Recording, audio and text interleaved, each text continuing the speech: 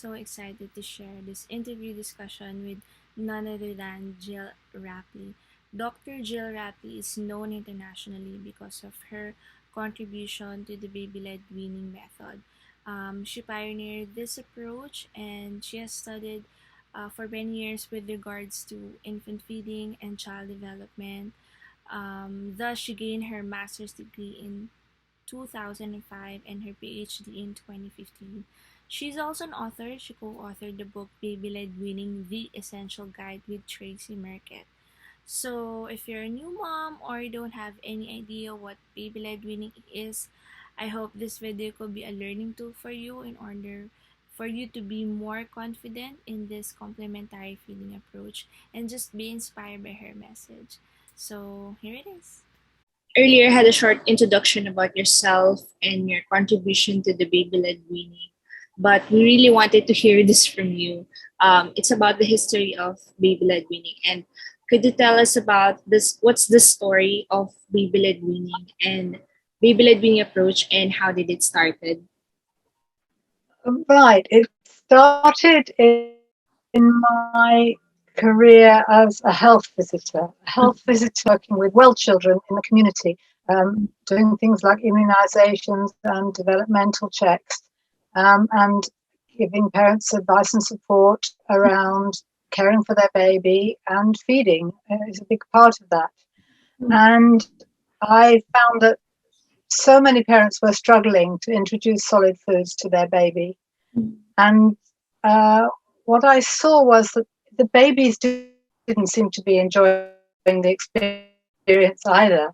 And when parents would say, oh, he doesn't like this food or that food, what I saw told me that it possibly wasn't the food. So when parents would present with a problem, a baby refusing the spoon or throwing food or just not or being very fussy about which foods he would eat, I used to say, well, maybe let the baby feed himself, maybe give him pieces of food and let him try. And this was commonly cropping up at around 8 months of age. So the babies were already eating food by then, and they'd been being spoon-fed usually from around 4 months. Yeah. And things had gone well in the beginning, and then it started to go wrong. But I was only able to offer it, suggest this approach as a remedy for an existing problem. Because babies back then were usually starting solid foods at 4 months, that's too young for a baby to feed himself.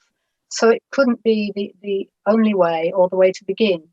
But when the recommended age changed to 6 months, suddenly it all fell into place, because the other part of my work, developmental checks and surveillance, um, involved doing checks on babies at around 6 months. When I first qualified, 6 months was the routine.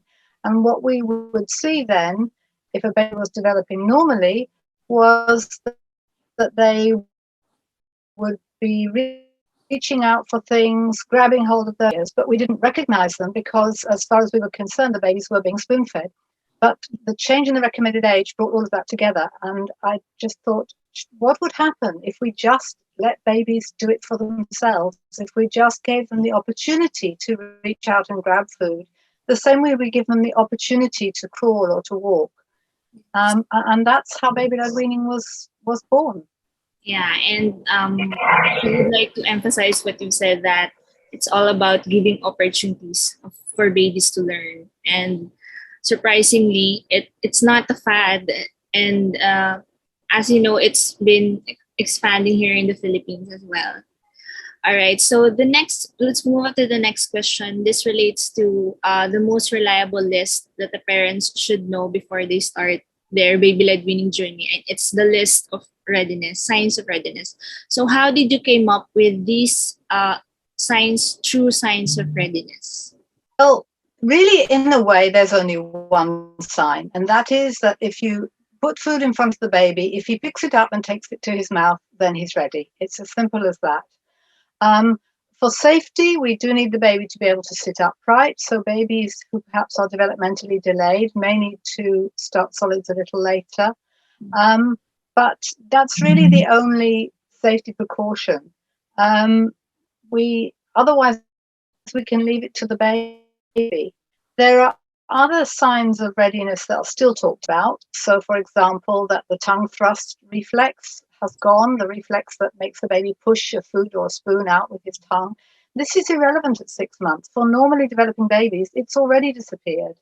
And in any case, if the baby, I can't imagine a situation where a baby would be able to pick up food and take it to his mouth, and then he himself would push it out. That doesn't happen.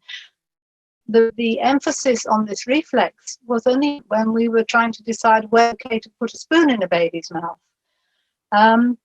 The baby being able to swallow food. Well, baby's mouth to test it. In actual fact, babies often don't swallow food straight away when they first start exploring it. They reach out, they grab the food, they take it to their mouth, they lick it, they sniff it, they examine it, and it's usually only a few weeks later that they begin to swallow. And I think the important thing really for us to grasp is that we have to stop thinking about this as being to do with food and hunger. From the baby's point of view, it's not about hunger. It's about curiosity and wanting to try new things. And he discovers that the food fills his tummy almost by accident as he does start to swallow it. But that's not his reason for grabbing it in the first place. And yet that's been our approach, is when does a baby need other food? And we've only thought about it in food terms. If we take the food out of the equation almost, we can see that what we're doing is opening up the baby to a new experience. And he is programmed to do that so that he will be fed and he will feed himself. We don't need to look for all these signs if we're not going to do anything to the baby. I often say to people, so what are the signs that your baby is ready to start walking? You know, you don't have to wait for those signs to put him on the floor and give him the chance to walk or crawl or whatever. So we only have to look for signs if we're going to be taking some action ourselves. If all we're doing is putting the food in the front of the baby, if he's not ready, he doesn't do it. Simple. Yeah, absolutely. I agree with you. All right. So then let's move to the next question. And it's one of the most concern that we will encounter when they learn how baby-led weaning works. And it's about gagging and choking. So could you tell us about the differences between the two? Because commonly they interchange the action of gagging into choking. So what are your thoughts about this? Right. Well, actually, I nowadays talk about it under 3 headings: gagging, coughing, and choking. So gagging and coughing are reflexes. Gagging happens when food gets a little too far back in the mouth, and it triggers this reflex, which is a contraction of the muscles in the throat, and it closes off the throat, the airway, and the esophagus, the food tube, and it pushes the food forward. It's like a sort of vomiting movement, like this. And if you try it yourself, if you put your finger down your throat, you find that the back of the throat closes up. And in babies, this is a very sensitive reflex. It is triggered quite far forward in the mouth. So the food doesn't have to be anywhere near the airway to trigger a gag reflex. It seems to be a way of protecting babies from pushing food too far back or from overfilling their mouth. And when they trigger that reflex a few times, they begin to work out how to avoid doing it. So it's a safety mechanism. And when a baby gags, actually often it's very quiet, but sometimes their face changes color, it may look darker, pale skin, it can look red, maybe their eyes water. But it's nothing to be alarmed about, and all we need to do is be calm, make sure the baby is sitting upright so the food can come forward, and just wait and smile at the baby. And most babies just carry on eating after that. Sometimes the food comes out of their mouth, sometimes they just carry on chewing it inside their mouth, but they don't need the adult's help. The second reflex is the cough reflex. Now this is triggered further back in the mouth, nearer to the airway. And you think when you cough, what happens is it's not a constriction of the throat, it's the chest muscles that push air out in a sharp blast to fire out something that's in the way. So that's another protective mechanism. if a cough is triggered, that's a normal reaction. It's the normal way we clear our airway. And babies do it extremely effectively. Again, they need to be sitting upright so that when they cough, the food does come forward. But to see a baby coughing, again, need not alarm us. Coughing is much louder usually than gagging, and sometimes there's coughing and gagging going on together. So it's a bit difficult to distinguish the two. But the main thing is that the baby is getting air into and out of his lungs, and he's able to deal with what's going on. When it comes to choking, that is not a reflex. That is a situation that occurs when the reflexes have failed or been bypassed somehow. So in babies whose reflexes are not in a healthy state, there's an increased risk of choking. Or if a particular food is a shape that easily gets caught in the back of the throat. So choking occurs when the airway is blocked, fully or partially. Now that baby is not making a lot of noise, and that baby is not looking well. He may be looking frightened. If his skin color is pale, you can see that he's going blue, because no air is getting in or out. That baby needs help urgently, but it's incredibly rare. So the long and short of it is, if your baby is using his reflexes are working, then he is protecting himself from choking. And if you panic and perhaps move him, you may interfere that process and make it more likely that he will choke. So support him in an upright or leaning forward position and wait until the episode is over. Only if he looks scared, if there's no air going in and out, you can't hear any noise, or he's turning blue color or dusky color, then he needs urgent help. But it is very rare, and it seems to be, it's certainly, we have evidence that it's no more of a risk babies who are baby-led weaning than babies who are spoon-fed. And in fact, from what I see and my research, it shows that babies who spend a lot of time working out how to manage food in their mouth, how to handle it, and touching it with their hands, which helps them learn how that food is going to behave in their mouth and feel in their mouth, they seem to be much less at risk of choking than babies who perhaps are just used to swallowing without thinking about it. So they're very different things. Yeah, just so insightful, and an additional knowledge for me that there are already two reflexes and one which is the situation, and that's choking.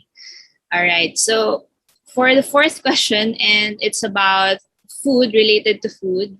So this is where my passion project came from, which is winningbabies.net. So why do you think serving family meals are important when you're doing baby-led weaning? Well, there are two elements to family meals. There's the food and then there's the occasion. So just dealing with the food, it's important that babies are introduced to foods that are part of their culture. Clearly, the foods have to be presented in a way that is safe for babies, so added salt and so on, as much cooking from scratch as possible, not ready meals or commercial snacks or ultra-processed foods. The occasional bad food is okay, but mostly we should be trying to cook healthy meals. And so the whole family will benefit. Many parents tell me their own diet improves when they have to think carefully about what to offer their baby. But it's important that the baby sees that he's eating the same food as everybody else, because often when babies, as they get older and become toddlers, they can become quite fussy and afraid of new foods. It's called neophobia. But I'm sure that's a normal part of babies' development, but I think it's made worse if they're at that same point, let's say 18 months, 2 years, they are moving on from pureed foods or mashed foods fed on a spoon to foods that the rest of the family is eating that looks the same. So to them, these foods appear new because they're not familiar with them. With baby-led weaning, a baby becomes familiar with the shape and the look of the food that everybody else is eating right from the beginning. So he's already used to those foods by the time he enters this phase where he become a little bit more fussy. Also, when babies see that the food that others are eating is the same as what they're being offered, they know that this is safe food and they know that it's okay to eat it, and they also can observe how to eat it when they're with their family. But also eating is a social occasion. It's a chance to talk, to share stories, just to be part of what's going on. And it's such a pity when babies are fed first and then the rest of the family sits down and the baby is left out. Or the baby joins in anyway because they still have to be amused, perhaps if they're not asleep. So why not just let them share the meal? It makes life so much easier. Yeah, and it's totally makes sense. And for me, it lessens my mental load because I don't have to think or cook different food for my baby. So Absolutely. it, Yes, you can cook the same meal for everybody. And if you cut it all up into shapes that even the youngest baby can manage, then you don't have to do anything different for anybody. yes, right. All right. So this is for the next question. This is common in our community because baby-led weaning is still unconventional in our country. So, um, what if the pediatrician or the physician of the child is not open to this idea? Well, it depends.